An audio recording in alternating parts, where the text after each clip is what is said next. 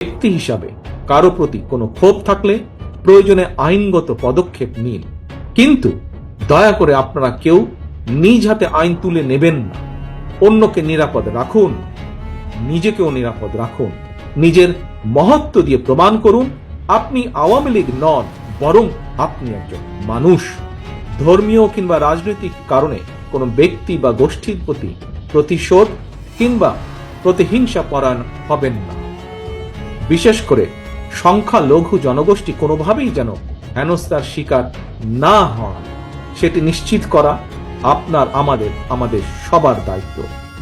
কোন ধর্মীয় উপাসনালয় ক্ষোভের বহিঃপ্রকাশ ঘটাবেন না।